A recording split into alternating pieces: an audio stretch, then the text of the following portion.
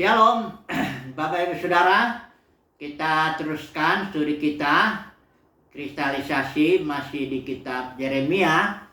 Ini sudah tema yang ke-26 dan kita ambil judul untuk tema kita ini adalah Trilogi Pelayanan Yeremia. Apa itu maksudnya? Karena Yeremia ini kita tahu melayani 5 raja Yehuda yang terakhir, dan itu bentang waktunya cukup lama, 47 tahun kurang lebih. Dan hanya satu raja, yang pertama itu Yosia, itu yang baik ya. Nah, kita mau melihat bahwa trilogi itu 3 cerita sebenarnya yang berurut-urutan, tapi memiliki tema yang sama. Jadi tema daripada pelayanan Yeremia ini dia 3 babak. Yang pertama kita menyebutnya pelayanan Yeremia kepada Raja Yosia. Itu kurang lebih 19 tahun, 18-19 tahun. Dan Raja Yosia ini baik ya. Dia mendengarkan suara Tuhan ya. Ketika itu kitab Taurat yang para ahli yakin itu kitab Ulangan diketemukan, Yosia bertobatlah, mendengarkan dia mengadakan banyaklah langkah-langkah pemulihan. Cuma nanti kita lihat ya, bahwa rakyat itu tetap tidak mendengarkan suara Tuhan. Jadi pemulihan Yosia ini hanya sebatas, ya hanya luarannya aja, ya rajanya baik, tapi sampai ke bawahnya itu ya tetap nggak beres ya, nabi palsunya, imam-imam semuanya masih nggak beres ya. Makanya Yeremia ini bilang bahwa sudah 23 tahun, ini adanya di pasal 36 ya. Kalau kita lihat ini pasal 36 ayat yang kedua, ini dikatakan begini di sini.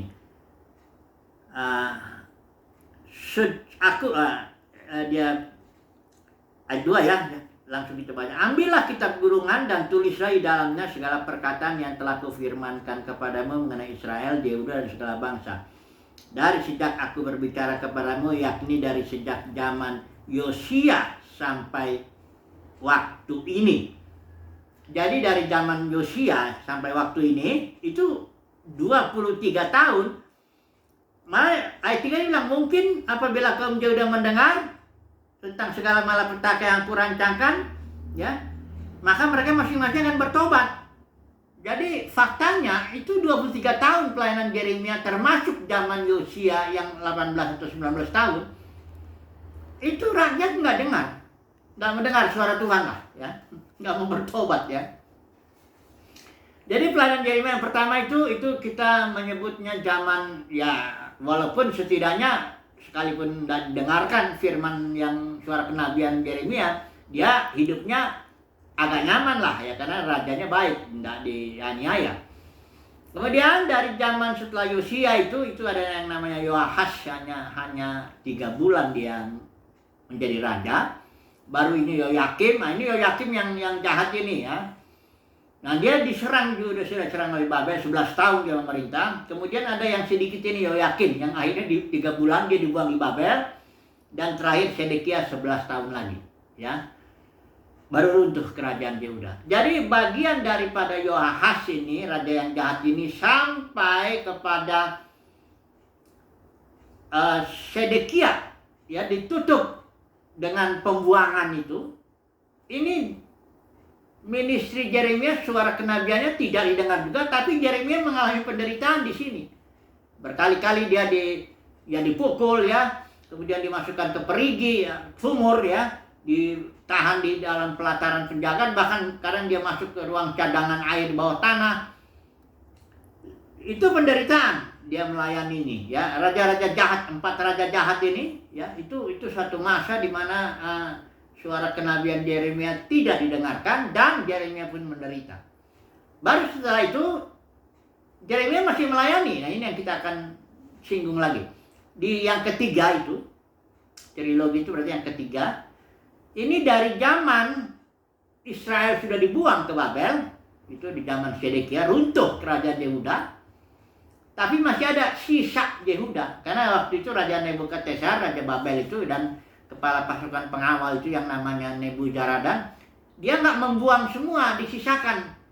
Orang-orang miskin yang nggak punya apa-apa, ya disisain aja itu untuk jadi peladang-peladang, petani-petani, ya. Dan Raja Babel angkat seorang yang namanya Gedalia untuk jadi semacam gubernur lah, ya. Nanti para petani-petani, peladang-peladang itu orang-orang miskin yang nggak punya apa-apa itu kumpulkan semua hasil bumi, ya. Nanti kalau orang Babel datang, orang Kasdim datang, dikasih, ya.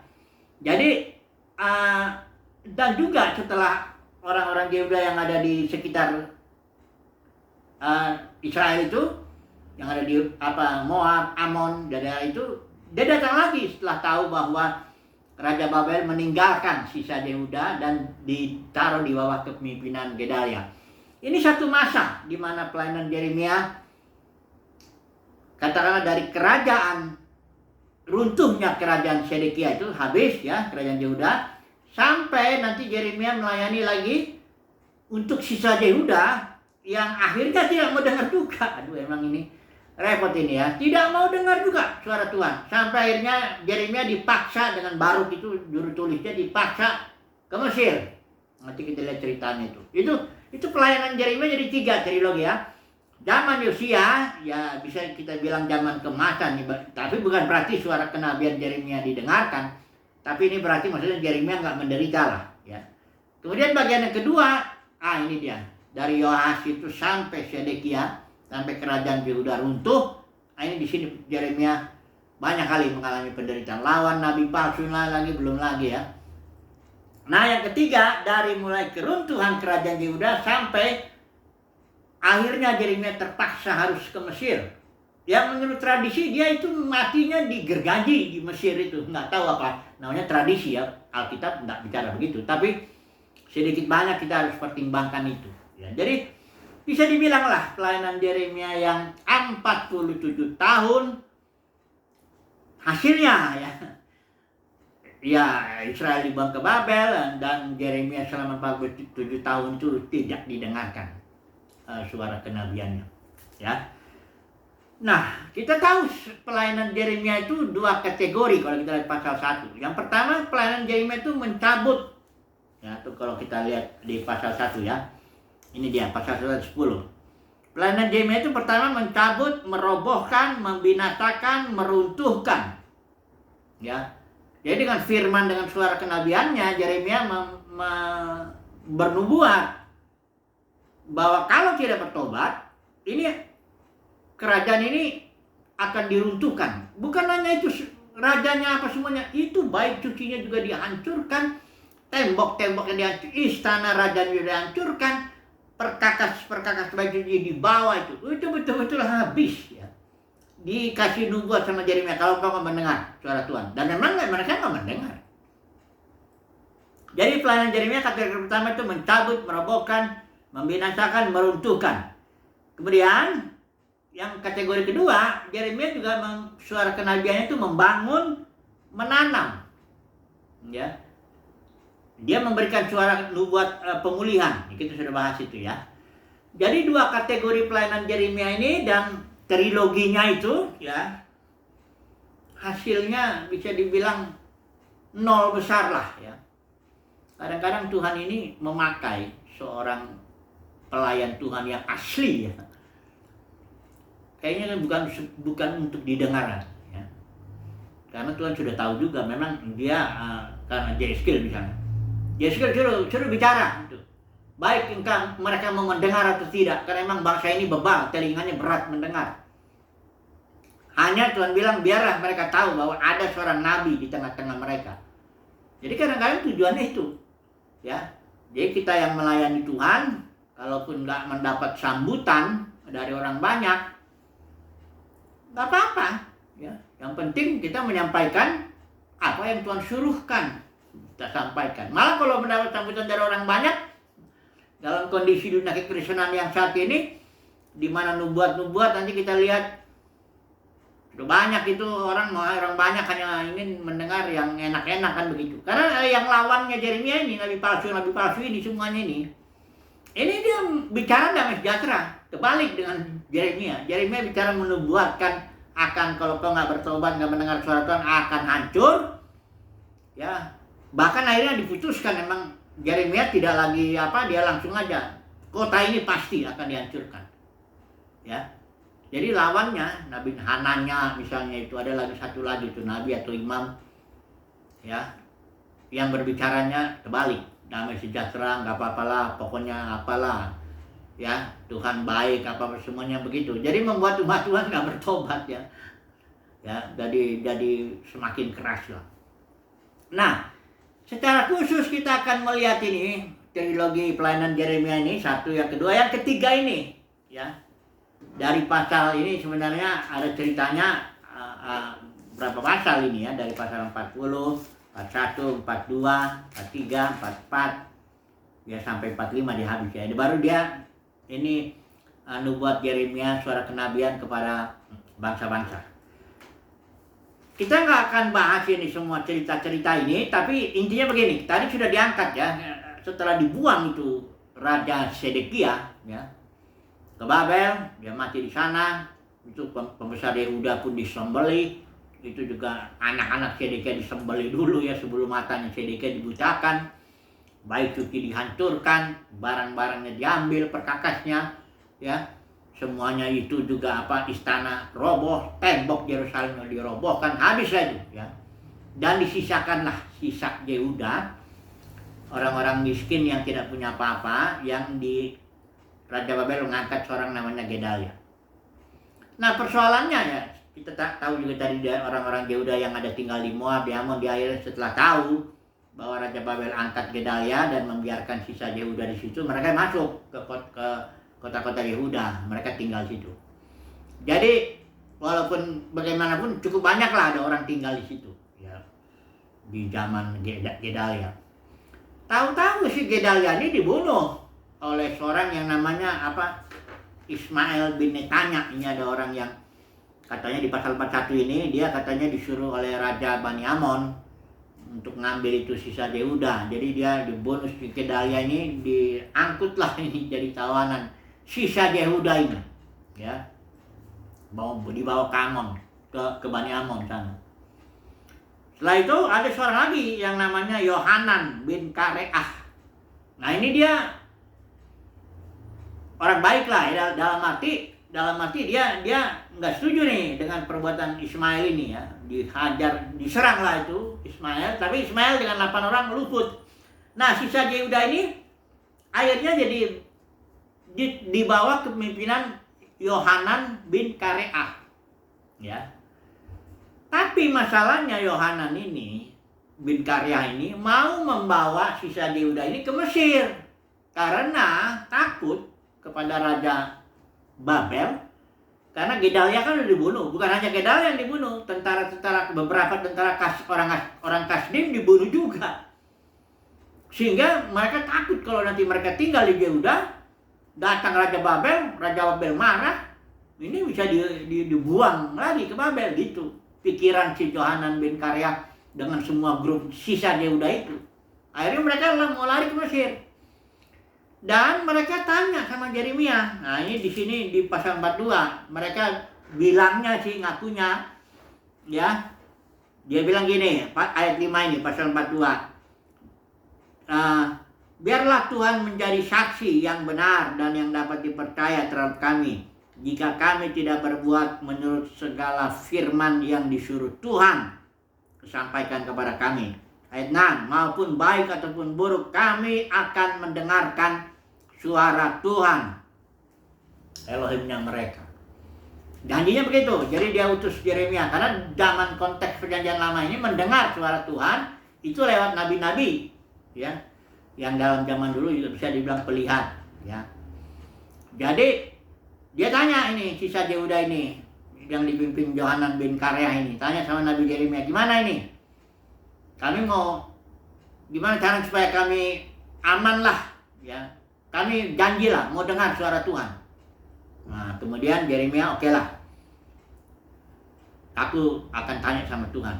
Nanti kalau Tuhan bicara, tidak akan kurangi sedikit pun, kata Yeremia.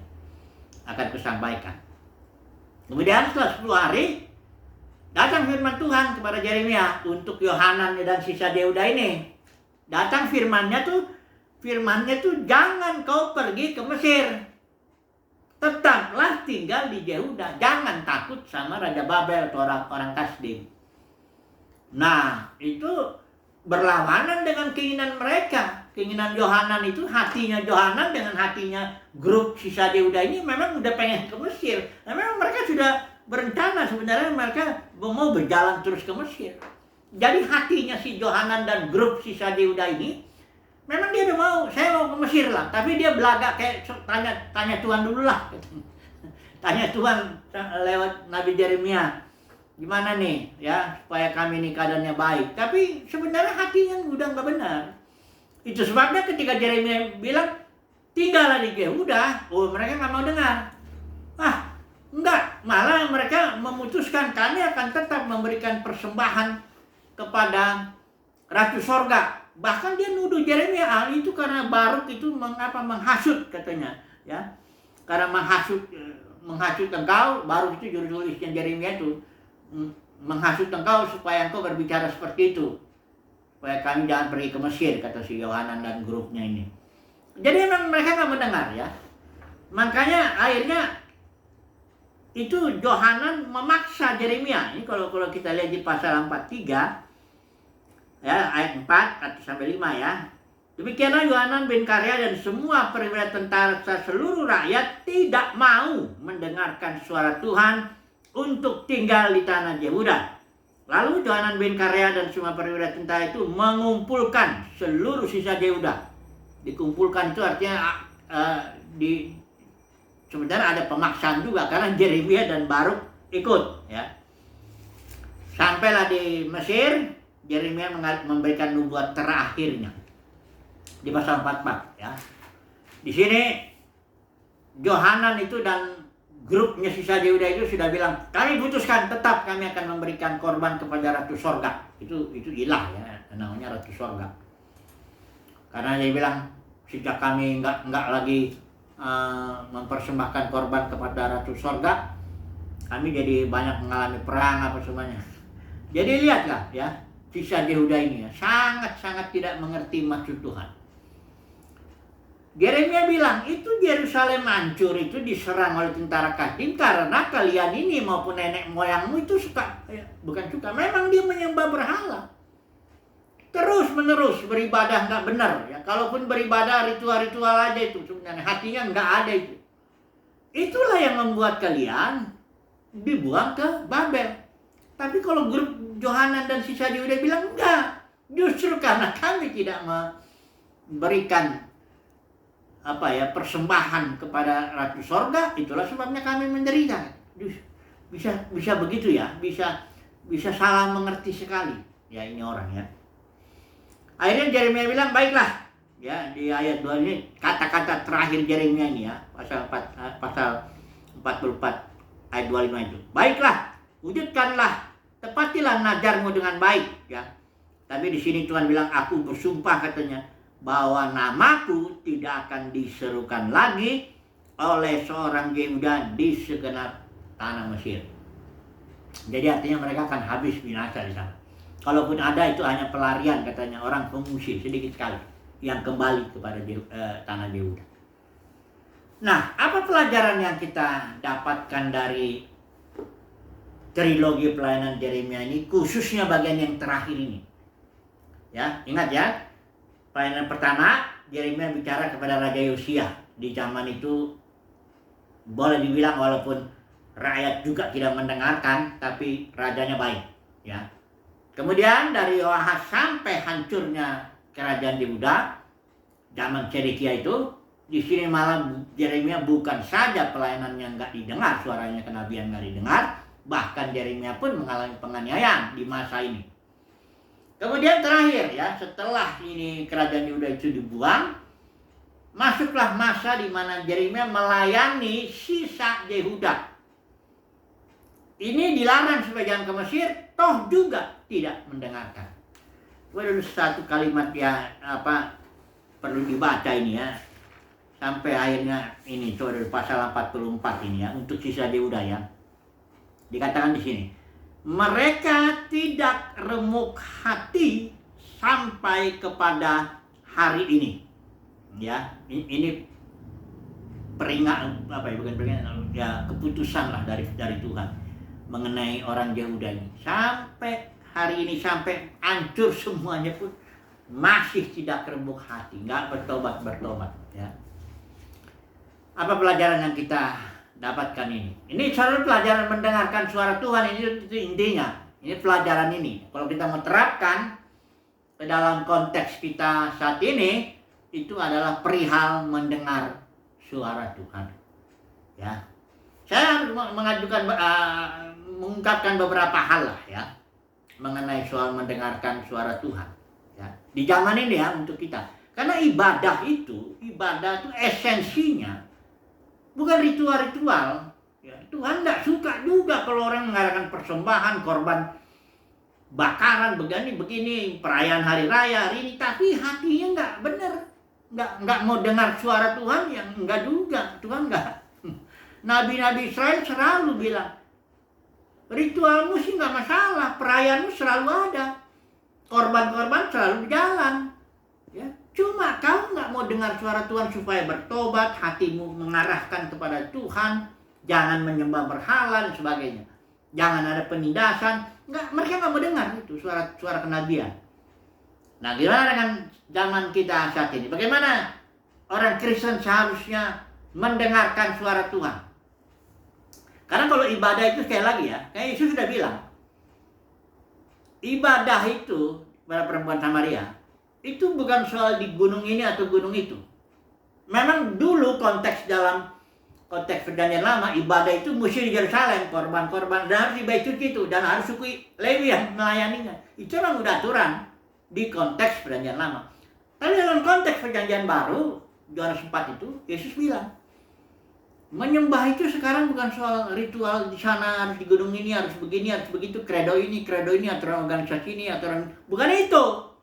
Ibadah itu adalah dalam roh dan realita. Artinya, nggak lagi dalam simbol-simbol, tapi di dalam batiniah. Karena sesuai dengan perjanjian baru. Perjanjian baru itu batiniah, yaitu hukum yang tertulis dalam loh batu itu, hukum Taurat itu dimasukkan ke dalam batin orang percaya. Ya, roh pemberi hayat itu memberikan hukum-hukum Tuhan dalam batin kita. Nah, kita yang ibadah mendengarkan suara roh ini.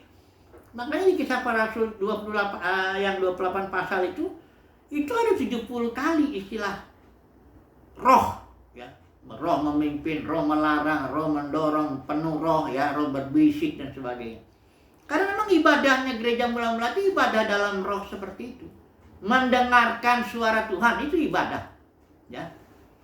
Ibadah bukan datang ke gedung denominasi di sini, ikut ritual ini, ritual itu, ya, bikin kredo ini, kredo itu, ikutin aturan organisasi ini, beri ini, beri itu. Enggak, bukan itu ibadah. Itu bentuk ibadah, ya. Makanya ini ada peringatan di dalam Timotius ini, ya. Di zaman akhir ini. Ini kalau 2 Timotius 3 ya. Ayat 5 ini saya baca ini. Ini di sini sebenarnya peringatan, kalau judul Ela itu keadaan manusia. Sebenarnya nubuat Paulus itu untuk orang Kristen, ya. Perhatikan ya, kalau nanti di bagian bawahnya itu, perhatikan ini ayat 5 misalnya. Kalau ILT dia bikin judul keadaan zaman akhir. Ayat 5 di sini dibilang, sambil mengenakan suatu bentuk kesalehan, bentuk, tapi bukan kesalehan, hanya bentuk luarnya, hanya lahiriahnya aja. Kayak datang ke gedung denominasi, bikin ritual ini, ritual itu, tapi hati itu enggak sama Tuhan, ya. Kan esensi ibadah itu dalam batin, dalam hati. Mendengar suara Tuhan dalam batin, itu ibadah itu, ya. Kalau bentuknya jalan, ya. Di jalan kayak orang Israel, bentuknya korban, persembahan, ya, merayakan hari raya, itu jalan. Cuma yang esensinya enggak jalan. Nah, ini dia. Sekali lagi ya, esensi ibadah itu mendengar suara Tuhan. Kalau kita belajar menjalani kehidupan sehari-hari dengan mendengar suara Tuhan, itu kita sedang ibadah. Ibadah itu 24 jam sehari. Ya, ibadah kan, karena ibadah itu bukan ritual, bukan bentuk-bentuk ibadah harus begini harus begitu, di gunung ini gunung itu, di organisasi ini organisasi itu, bukan itu. Itu bentuk, tapi esensi adalah mendengarkan suara Tuhan. Nah, coba dulu kita lihat Yohanes 10. Ya, ini Yesus pernah bilang begini. Dia gembala yang baik, ya, memberikan nyawa kepada domba-dombanya.